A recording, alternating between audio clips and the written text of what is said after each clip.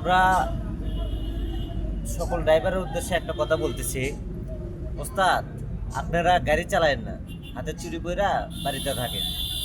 কারণ আমরা কেউ প্রতিবাদ করতেছি না। এই যে পাম্পে আমরা বসে রয়েছি, সরকার তো বলতেছে যে হ্যাঁ তেল দেয়, তেল দেয়, তেল দেয়। তেলটা যে দেয় কই থেকে দেয়? আমরা তো এই পর্যন্ত কোনো পাম্পে দেখলাম না যে ঠিক মতন তেল দিল। শ্রমিক নেতারা মাদার চোদ খানকির পোলারা, তোরা এখন কই আসোস? খানকির পোলা আমাকে ড্রাইভারের কষ্ট তোকে মনে হয় না? না, লটির বাচ্চারা। প্রশাসন কই?